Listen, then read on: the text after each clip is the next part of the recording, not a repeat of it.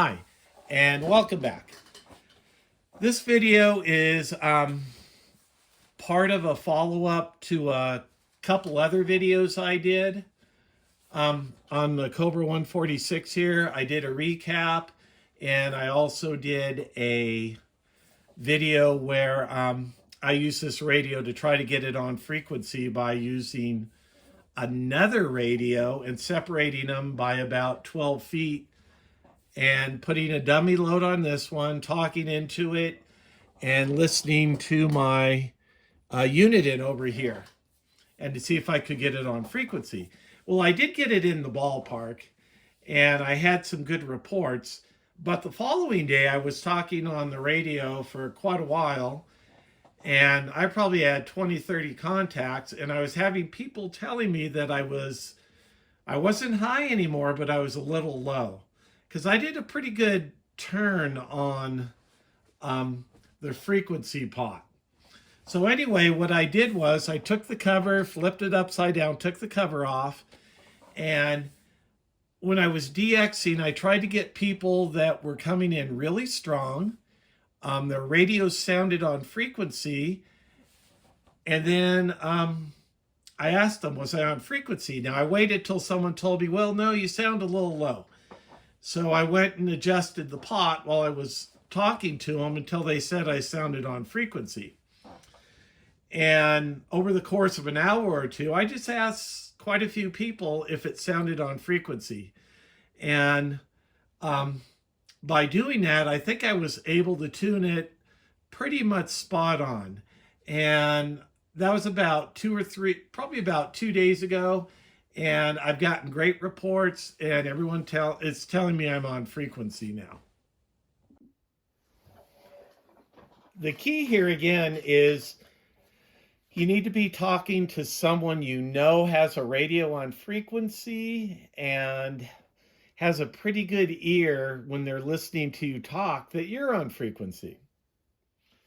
Now, by finding people that had a really strong signal, had a radio that sounded like it was on frequency, I asked them and for a really honest answer.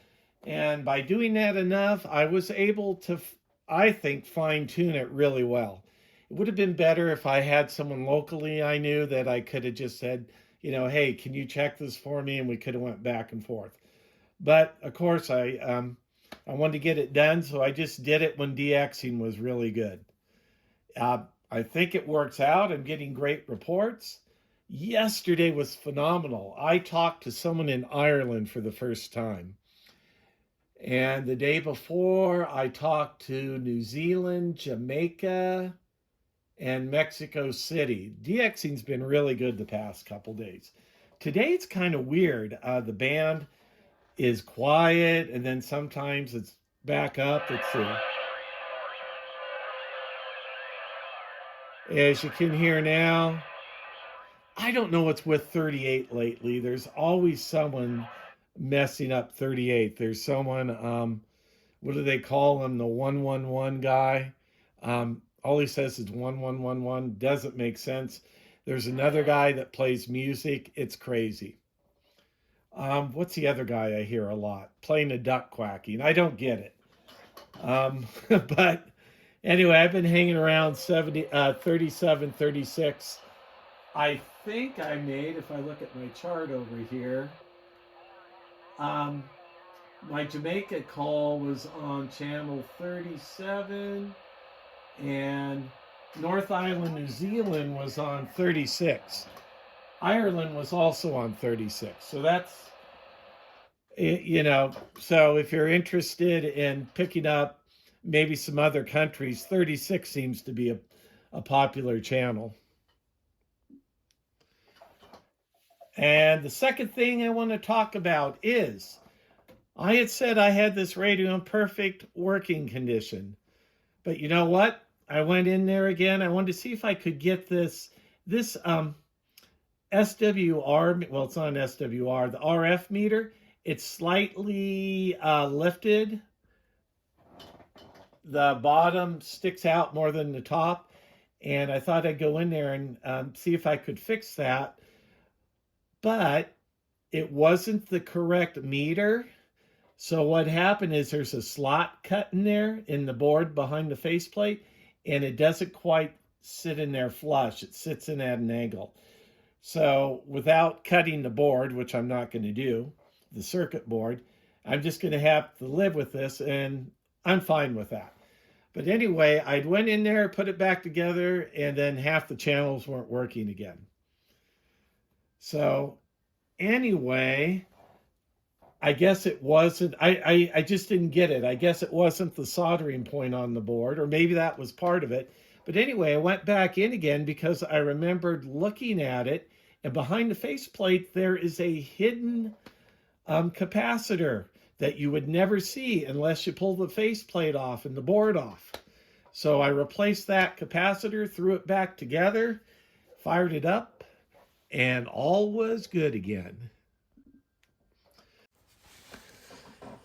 All right, here's a photo I took of the location of the capacitor, and you can see it's between the LCD screen, and I think that's the CBPA switch, and it's right above the, let's see, that would be the control for AM, upper sideband, and lower sideband.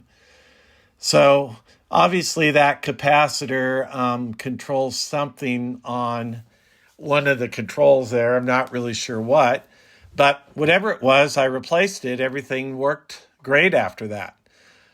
So just like the Road Talker, this circuit board, or this, the circuit boards on here, all the capacitors were just shot. I don't know if that was a problem with quality production at that time period, or just the fact that this is probably 30, 40 years old. But anyway, if you go ahead and you decide to replace your capacitors, remember to replace that one, because that, that little bugger there created a lot of problems for me. Well, that is interesting. I just opened the Road Talker and got to the board here, and there is no capacitor here. So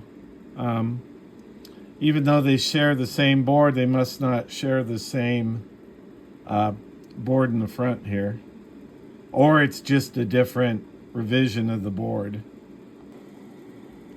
Looking at it again, it's probably this one has an SWR meter in the front, so there's an additional switch here, and that switch here would cover where the capacitor would go.